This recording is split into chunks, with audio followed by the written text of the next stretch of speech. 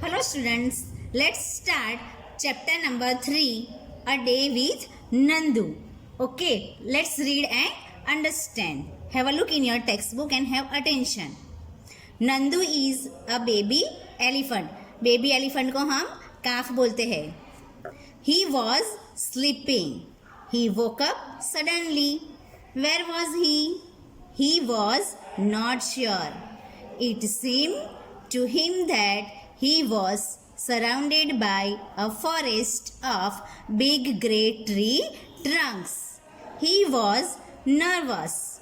Oh, mother was there only. The grey forest that he had imagined he was in was actually the legs and trunks of his family members. Means Nandu एक छोटा baby है, उसे हम काफ बोलते हैं. वो सो रहा था और अचानक से जग गया और जगने के बाद सोचने लगा कि वो कहाँ है. वो श्योर नहीं था कि वो कहाँ है. उसको कैसा लगा? कुछ समय के लिए तो उसे ऐसा लगा कि जैसे वो किसी बड़े बड़े ग्रे कलर के पेड़ों से घिरा हुआ है, किसी बड़े बड़े ग्रे कलर के पेड़ों के जंगल के बीच में है. अभी वो नर्वस था. नर्वस मीन्स बेचैन था और वो सोचने लगा, ओह अरे उसकी माँ भी वहीं थी, माँ के पास ही वो था.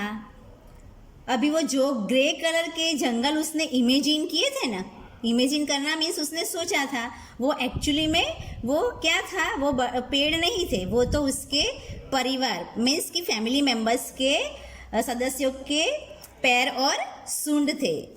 Here you can see the picture of Nandu. We are talking about him only. Okay. Now see here. Nandu's Nani is the oldest in this herd of elephants. Nandu की नानी जो थी ना, वो अभी heard means, do you know heard? What is heard?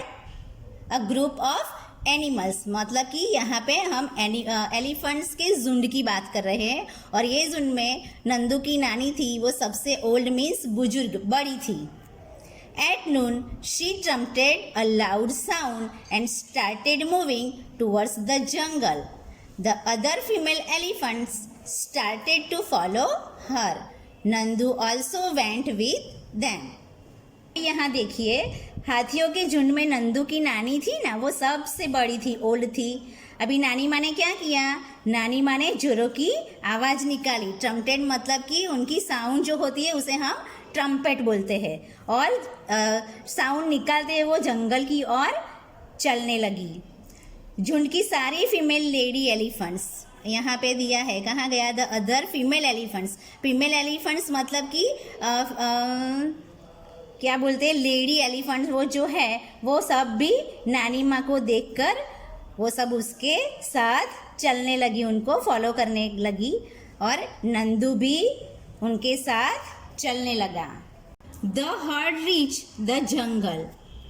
All female elephants went to different places and started eating twigs and leaves. Leaves मतलब पत्ते और twigs मतलब कि डैनिया, वो ट्री की ब्रांचेस होती है ना, डालिया, उसे बोलते हैं twig. Leaves of different trees. After eating, they moved towards the river. The baby elephant enjoyed playing in water. Nandu's mother lay down in the water and mud. अभी जो एलिफेंट का झुंड जंगल में पहुंच गया ना, वहाँ यहाँ चलते चलते वो जंगल में पहुंच गया. सारे फीमेल एलिफेंट्स इधर उधर अपनी अलग अलग जगह चले गए और मनपसंद पत्ते और पेड़ों की डालियों को खाने लगे. खाना खाने के बाद हम क्या करते हैं? पानी पीते हैं ना, तो उनको भी पानी पीना था, तो वो भी रिवर की ओर चलने लगे पानी पीने के लिए. ओके. अभी जो बेबी एलिफेंट मतलब कि जो काफ था ना, उसको पानी में एंजॉय करने का मन हुआ. अभी बेबी एलिफेंट जो था वो पानी में गया. नंदू की माँ भी पानी और कीचड़ में लोटपोट करने लगी. अभी क्या हुआ? लोटपोट करना मतलब कि वो मस्ती कर रहे थे, पानी में ऐसे एंजॉय कर रहे थे. Nandu's mother lay down in the water and mud means they feel cool and relax in the water and mud. All elephants. Now see here, Do you know that an adult elephant can eat more than 100 kilograms of leaves and twigs in one day? Students, क्या आपको पता है एक adult elephant मतलब कि एक means बड़ा means in Gujarati पुख्त एंड हिंदी वयस्क। जो एडल्ट एलिफेंट होता है ना, वो 100 किलोग्राम से भी ज़्यादा लीव्स एंड ट्विग्स, लीव्स पत्तों में एंड पत्ते एंड डैनिया मतलब कि डालियाँ एक दिन में खाता है। Okay, elephants do not rest very much मतलब वो बहुत ज़्यादा रेस्ट नहीं करते हैं। They sleep only 2 to 4 hours in a day. दिन में 2 से 4 घंटे वो रेस्ट करते हैं। Elephants love to play with mud and water. Elephants जो होते हैं ना, उनको प्लेइंग करना अच्छा लगता है, किस में? पानी और मड में। जैसे कि हमने भी देखा कि नंदू और उसकी फैमिली मेम्बर्स भी एंजॉय कर रहे थे, right? The mud keeps their skin cool. इससे क्या होता है, वो जो उनकी स्किन होती है ना, वो कूल रहती है। They feel cool. Their big ears also work like fans. अभी जो एलिफेंट है, उनके ईयर्स जो होते हैं वो फैंस टाइप होते हैं ना, तो वैसे हिलाते हैं तो फैंस के जैसा लगता है, और हवा की वजह से वो ठंडा फीलिंग करते हैं, कूल फीलिंग करते हैं। The elephants flap these two keep themselves cool. अब ये फ्लैपिंग क्यों करते हैं? खुद को ठंडा रखने के लिए। Now find out. One question is here. Nandu is only 3 months old, but he weighs 200 kilograms. What is your weight? अभी जो नंदू है वो छोटा है, पर उसका वेट 200 किलोग्राम्स है। तो अभी आपको बताना है आपका वेट क्या है। For example, I am talking about you only. For example, your weight is 25 kg.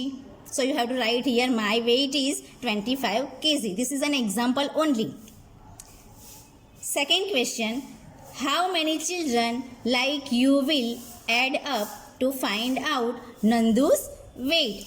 अभी नंदू के जितना वेट है, उसके बराबर का वेट करने के लिए कितना वेट चाहिए, कितने बच्चों का वेट चाहिए? देखो मैंने यहाँ किया है 1 2 3 4 5 6 7 and 8। सो 25 8 टाइम्स हमने एडिशन किया है इज इक्वल टू 200, और we can divide multiply also 25 × 8। So children, અહીંયા તમારું પોતાનું વેઇટ લખવાનું છે, અને એ વેઇટ 200 કિલોગ્રામ્સ કે ઇક્વલ હોના चाहिए, એટલું બરાબર થવું જોઈએ. પછી એને એડિશન કે મલ્ટીપ્લાય કરવાનું છે. Okay, so you have to write your weight. Is when the weight of 8 children like you, यहाँ पे मैंने मी लिखा है, is added, it will be equal to Nandu's weight, or you have to multiply the weight. Here picture is given, they are playing, enjoying in the water. Okay, now fun and games. Nandu saw his brothers and sisters pulling one another's tails. He thought, I better not go near them. What if they fall on me? I am still small. He quietly went and stood near his mother. Means यहाँ पे नंदू ने अपने भाई बहन को एक दूसरे के टेल्स को खींचते हुए देखा, और उसने सोचा, क्या सोचा? अच्छा है, मैं तो उनके पास नहीं जाऊँ, क्या होगा अगर ये बड़े बड़े भाई बहन मेरे ऊपर गिर जाएंगे तो? नंदू थोड़ा डरने लगा, मैं अभी भी छोटा बेबी हूँ, मैं तो पिचक जाऊँगा अपने भाई बहन के नीचे अगर वो मुझ पर गिर गए तो। वो चुपचाप अपनी माँ के पास जाके खड़ा हो गया. Mother gently push Nandu towards the water as if she was telling him to go and play. Nandu loved to play in water. His cousins were already there. Just as he reached near, a strong fountain of water fell on his head. He got wet. Oh, this was the work of his naughty cousins. Nandu joined them in the game. हाँ, क्या हुआ? माँ ने धीरे से नंदू को धक्का मारा। कहाँ पे? पानी की तरफ, कि बेटा तुम भी जाओ और खेलो। माँ है तो बेटा बोलेगी ना। नंदू को पानी में खेलने में बहुत मज़ा आया। उसके कजिन्स भी वहीं पानी में ही थे। जैसे ही नंदू पानी के नज़दीक पहुंच गया, उसके सर पर क्या हुआ? उसके सर पर एक बहुत बड़ी पानी की फव्वार गिर गई। नंदू गीला हो गया। वो सोचने लगा कि ये पानी का फव्वारा किसने फेंका? अरे ये तो उसके कजिन्स का काम था।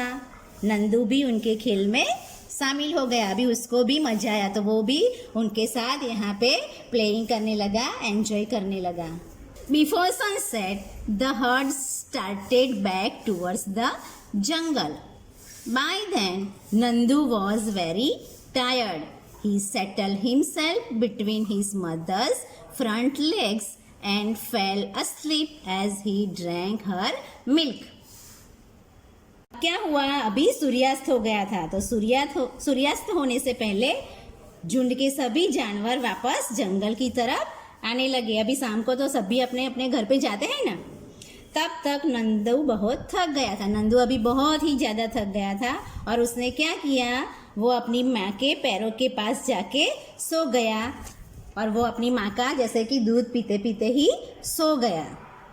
You have read about Nandu and the elephant herd. A herd may have 10 to 12 female elephants and young ones. ये जो हर्ड होता है जानवरों का झुंड, उसमें 10 to 12 फीमेल एलिफेंट्स होते हैं और यंग वंस भी होते हैं, बेबीज होते हैं। The oldest female is the leader of the heard. सबसे बुजुर्ग जो होती है वो उसकी लीडर होती है, जैसे नंदू की नानी है। Male elephants live in the herd till they are 14-15 years old. अभी इस झुंड में जो मेल एलिफेंट्स होते हैं ना, वो कब तक झुंड में रहते हैं? जब तक कि वो 14 या 15 ईयर्स के हो जाते हैं, फिर वो झुंड लेफ्ट करते हैं।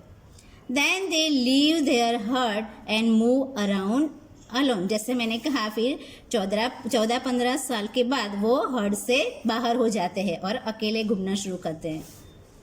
Nandu will also leave his heard when he is that much old. उनकी तरह भी नंदू छोटा है ना, तो वो बड़ा हो जाएगा 14 और 15 ईयर्स का, तब वो भी इस हर्ड से अलग होके खुद अपनी दुनिया में जिएगा।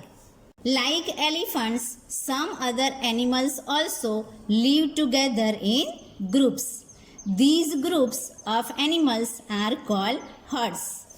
Animals in herds usually move around together searching for food. अभी हाथियों की तरह कुछ और भी एनिमल्स मतलब कि जानवर होते हैं जो एक झुंड में चलते हैं। उनके झुंड को भी हम क्या कहेंगे? हर्ड कहेंगे। ओके।